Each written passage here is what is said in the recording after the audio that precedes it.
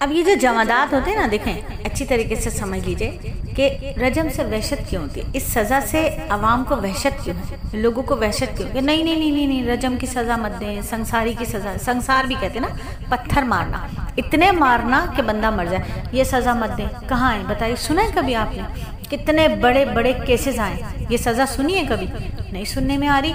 फ़ख्र के साथ दिखाया जा रहा है, फ़ख्र के साथ, मतलब किसी का शौहर है, किसी की बीवी है, सामने टिकटॉक पे बदकारी कर रहे हैं, सामने टिकटॉक पे बदकारी व्लॉगिंग कर रहे हैं, कोई कुछ नहीं कह रहा है, इनको बदकारियाँ हो रही हैं, इतना डीप तरीके से बदकारियाँ हो रही हैं, सब माँ बाप, सब शौहर बीवी आंखें बंद करके बैठे हुए हैं, लोग भी नहीं बोल रहे, लोग तो लाइक कर रहे हैं उनको। तो देखिए रजम से वहशत क्यों होती है, ये दो वजूहात होती है। नंबर एक, जानी को मौत के घाट उतार दिया जाता है, जो जिना करता है उसको मौत के घाट उतार दिया जाता है। अब जरा ठंडे दिल दिमाग से सोचें, ठंडे दिल दिमाग से, मौत की सज़ा कोई अनहोनी बात नहीं है। रोज़मर्रा ज़िंदगी में बहुत मिसालें मौत है, हर शय को मौत है। पत्थरों की मिसाल ले लीजिए, हमारे घरों के अंदर कितनी इमारतें बनी हुई हैं, कितने हमारे खुद के घर में टाइल लगे हुए हैं, मार्बल लगा हुआ है, बेहतरीन पत्थर लगे हुए हैं, हमारे हाथों में जो अंगूठियां हैं उनमें पत्थर लगा हुआ है, हमारे लॉकेट्स में पत्थर लगे हुए हैं, पत्थरों के जेवरात बने हुए, बेहतरीन पत्थरों के जेवरात बने हुए, ठीक है। तो जब ये पत्थर के जेवरात बनते हैं या जब ये टाइल बनते हैं, जब ये मार्बल बनता है, तो इसको क्या किया जाता है, जो बदनुमा हिस्सा होता है ना इन पत्थरों के साथ, जो पत्थर का भी क्रैक हो, उसमें कलर ख़राब हो, जो पत्थर की खूबसूरती को ख़राब कर रहा है, पत्थर है लेकिन उस खूबसूरती को भी पत्थर ही ख़राब कर रहा है, तो क्या किया जाता है, उस हिस्से को काट दिया जाता है, उस हिस्से को तोड़कर ख़त्म कर दिया जाता है। वो पत्थर जेवरात में लगाया जाता है, वो पत्थर घरों में, इमारत में लगाया जाता है जो खूबसूरत लगे, जो अच्छा लगे। तो जानी क्या है, माशरे का बदनुमा फर्द है, बदनुमा फर्द है। तो इसको क्या किया जाएगा, इसको भी तोड़ फोड़ कर मौत की नींद सुला दिया जाएगा कि पाक साफ खूबसूरत माशरा नजर आए, पाक साफ खूबसूरत माशरा परवान चढ़े। फिर नबातात में मिसालें ले लीजिए, पौधों में खेती बाड़ी करते हैं ना लोग, ज़राअत का इल्म रखने वाले जानते हैं कि बाज़ औक़ात आप सबके घरों में गमले होते हैं, सबके घरों में गमले, आपने बहुत प्यारे प्यारे पौधे लगाए हैं, साथ में जंगली खुदरो घास उग गई, ठीक है। क्या होता है, हम खुद अपने हाथों से निकालते हैं ना। नंबर एक, वो पौधे की खूबसूरती को ख़राब कर रही होती है बज़ाहिर, लेकिन अंदरूनी तौर पे क्या कर रही होती है, वो जो हमारा ख़ास पौधा होता है उसकी जड़ों को ख़राब कर देती है, उसको पौधे को बीमार कर देती है। तो खेतों में भी यही होता है, खेतों में भी अगर इस घास को नहीं उखाड़ा जाएगा तो क्या होगा, पूरी खेती खराब हो जाएगी, पूरी खेती खराब हो जाएगी, ठीक है।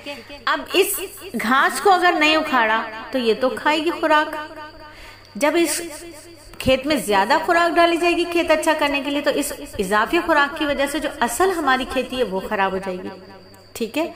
तो फिर क्या होगा, कितनी परेशानी होगी। इस तरीके से क्या करते हैं, अच्छे पौधे की जिंदगी को बचाने के लिए वो बदनुमा, वो खराब पौधा जो उस पौधे को नुकसान पहुंचा रहा होता है, पूरे खेत को नुकसान पहुंचा रहा होता है, उस पौधे को वहां से निकाल दिया जाता है। फलों फूलों के दरख्तों में तराश खराश क्या है, रोज का मामूल है, पीले पत्ते हटा देना, मरती हुई झाड़ियों को हटा देना, सूखती हुई झाड़ियों को हटा देना, जंगली पौधों को हटा देना। इससे क्या होता है कि वो खेती खूबसूरत लगने लगती है। हैवानात में मिसालें ले लीजिए, हैवानात में क्या हम रोजमर्रा जानवरों को नहीं मारते, किन जानवरों को मारते हैं, किन जानवरों को, जो मूजी हैं, जो खतरनाक है। सांप बिच्छू को देख लेंगे तो क्या होंगे, मारेंगे या खुश होंगे, बल्कि खुशी खुशी मार देंगे, इसलिए कि ये मूजी चीज है, इससे निजात पाली।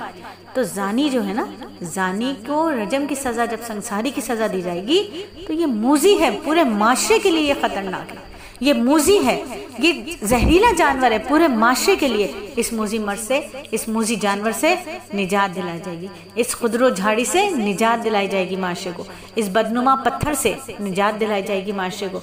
तब एक बेहतरीन साफ सुथरा इस्लामी माशरा परवान चढ़ेगा। जंगली हैवानात का तहफ़्फ़ुज़ करने वाले दावा करते हैं ना, करने वाले लोग जब देखते हैं कि कोई शेर, चीता, हाथी, कोई भी ऐसा जानवर जो उसको भी तहफ़्फ़ुज़ देते हैं, वो ऐसे नहीं मार देते, लेकिन जब वो इंसान का दुश्मन बन जाए तो क्या करते हैं, वो तहफ़्फ़ुज़ देने वाले खुद सबसे पहले उसको गोली मारते हैं, क्योंकि वो क्या कर रहा है, वो एक इंसान का दुश्मन बन गया। तो ये जो जानी है ना, ये हया और पाकदामनी का दुश्मन है। ये जो जानी है ना, ये नेक औरतों का, नेक मर्दों का दुश्मन है। तो हमें क्या करना है, सबसे पहले इसकी सजा को, इस्लामी सजाओं को लागू करने की दुआएं करनी है, अपनी हया और पाकदामनी की हिफाजत करते हुए इस सजा की दुआ करनी कि अल्लाह ताला हमारे मुल्क में इस्लामी सजाएं का कानून पास करवा दे। इस्लामी सजाएं अगर 2-3 को भी दे दी गई ना, तो इंशाल्लाह हमारे मुल्क से ये सारी की सारी मुसीबतें खत्म हो जाएंगी। पालतू जानवरों में जब मुंह खुर की बीमारी आ जाए तो क्या होता है, हजारों जानवरों को हलाक कर दिया जाता है। उनका दुश्मन, उनका जो गोश्त होता है उसको दफना दिया जाता है। हालांकि हलाल है, पालतू जानवर है, लेकिन खुर और मुंह में उनके बीमारी आ गई, ये मुज़िर सेहत है, ये सबको खराब कर देगी, ये सारे इंसानियत को खराब तबाह बर्बाद करेगी।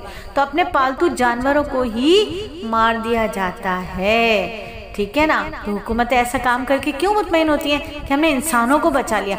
जानी शख्स क्या है, इस जानी शख्स का क्या है। अभी मैं लफ्ज़ बोलूँगी तो आप बहुत सारी बच्चियाँ लफ्ज़ को पकड़ लेंगी। ये अपने ऊपर काबू नहीं पा रहा, इसको अपनी शहवत पे काबू नहीं है। इस जानिया औरत को अपनी शहवत पर, अपनी शर्मगाह पे काबू नहीं है। बेगैरत है, बेशरम है, बेगैरत और बेशरम है ये औरत, बेगैरत और बेशरम है ये लड़की, जिसको अपनी शर्मगाह पे, अपनी शहवत पे काबू नहीं है। बेशरम बेगैरत है ये लड़की, बेशरम बेगैरत है ये औरत। दीन इस्लाम ने रजम के जरिए इसको ख़त्म करने का हुक्म दिया। मारो इनको, संसार कर दो, मारो इन्हें, संसार कर दो, ताकि क्या हो, जो बाकी बचे हुए इंसान हैं उनको अखलाक की तालीम मिले, उनको पता चले कि ये नहीं करना है, ये नहीं करना है। तो ये तो सारी सजाएं पता चल गई ना, हर चीज़ में, चाहे वो नबातात हों, चाहे वो जमादात हों, चाहे वो हैवानात हो गया। अब इंसानों में आ जाइए, इंसान का कोई उज़ू है, उसको कोई बीमारी लग जाए, कैंसर लग जाए, ठीक है, क्या होता है, उज़ू काट देते ना, टांग में कैंसर हो गया, फोड़ा फुंसी हो गया ऐसा जिससे जहर बह रहा है, पूरी टांग में फैल जाएगा, क्या करेंगे, टांग को काटेंगे नहीं काटेंगे।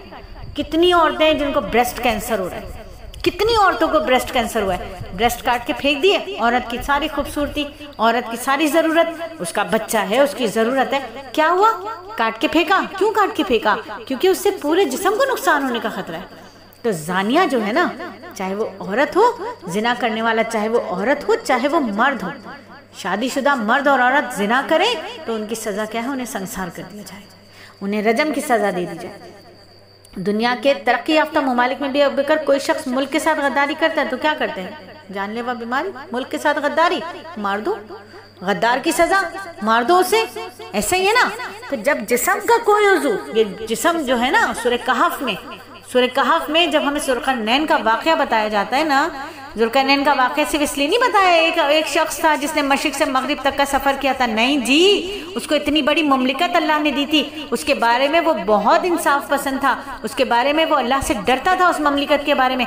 ये जो जिस्म है ना, इस पर पूरे जिस्म पर अल्लाह ने हमें हुकूमत दी हुई है, इस पर हमारी हुकूमत दी है, अल्लाह ने हमें इख्तियारात दिए हुए। अगर हमने इस जिस्म के साथ वो नहीं किया जो अल्लाह के अहकामात हैं, तो अल्लाह रब्बुल इज़्ज़त हमसे पूछेंगे, क्योंकि हम इस जिस्म की बादशाह और मलका हैं। जब हम इस जिस्म के साथ खिलवाड़ करेंगे तो जिसने हमें ये हुकूमत दी है ना, वो हमें छोड़ेगा नहीं, वो हमें छोड़ेगा नहीं, याद रखिएगा। मौका देगा 2 मरतबा, तीसरी मरतबा ऐसी जगह लाके मारेगा, ऐसी पर्दादारी करेगा, जब तुम अल्लाह के सामने बैठकर बदकारियां करोगे, सिर्फ अल्लाह को गवाह बना के बदकारियां करोगे, तो अल्लाह भी फिर आपके पर्दे नहीं रखेगा, ना मेरे रखेगा। अल्लाह रब्बुल इज़्ज़त ने जो मुज़य्यन चेहरे मेरे और आपके एक दूसरे के सामने पेश किए ना, उनकी लाज अल्लाह के सामने रखिए, खलवत में भी रखिए, जलवत में भी रखिए, वरना यकीन कीजिए अल्लाह रब्बुल इज़्ज़त ऐसी पर्दादारी करेंगे, क्योंकि अल्लाह ने हमें एक मनसब दिया है, हमें दीन की तालबा बनाया है, लोग हमें दीन की निस्बत से पहचानते हैं। और हम, अल्लाह ने जो हमारी इतनी प्यारी पर्सनैलिटी बनाई, इतना अच्छा हमें परसूना दिया, हम जाकर के उसकी खलवत के अंदर अल्लाह के अहकामात का मजाक उड़ाएं, हम जाकर के फेसबुक के ऊपर अल्लाह के अहकामात का मजाक उड़ाएं, हम जाकर के इंस्टाग्राम के ऊपर अल्लाह के अहकामात का मजाक उड़ाएं, और लोग हमें के दीन की तालबा है, दीन की तालबा है, कुरान तफसीर पढ़ती हैं, लोग हमें के पापर्दा रहती हैं, पर्दा करती हैं, और हम अल्लाह को गवाह करके ये चीजें करें, तो अल्लाह में छोड़ेंगे नहीं। अल्लाह के साथ गद्दारी, अल्लाह के साथ गद्दारी, जिना करने वाला सोच रहा है अल्लाह को पता है और किसी को नहीं पता चल रहा, अल्लाह नहीं बताएंगे किसी को भी। जब अल्लाह बताएंगे तो फिर कोई छुपाना भी चाहे तो नहीं छुपा सकेगा, लाख छुपाना चाहे तो नहीं छुपा सकेगा। तो ये जो रजम की सज़ा है, ये अगर होती तो आज कोई शादीशुदा औरत को बिल्कुल ये ना होता कि वो किसी के साथ बदकारी करे, किसी शादीशुदा मर्द की इतनी जुर्रत ना होती कि वो बदकारी करे। समझ लीजिए कि अल्लाह रब्बुल इज़्ज़त जिस वक्त गुस्सा करेंगे ना, तो फिर मुझे आपको कहीं का नहीं छोड़ेंगे, दुनिया और आखिरत की रसवाइयाँ हमारे गले में डाल देंगे अल्लाह रब्बुल इज़्ज़त। उस वक्त से डरें, उस वक्त से डरें जब अल्लाह का जलाल जाहिर होगा। अपनी हया और पाकदामनी की हिफाजत करें, नफ्स और शैतान से अल्लाह की पनाह में आ जाएं कि अल्लाह मुझे मेरे नफ्स और शैतान के हवाले ना कीजिएगा, मेरी हया और पाकदामनी की आप हिफाजत कीजिएगा।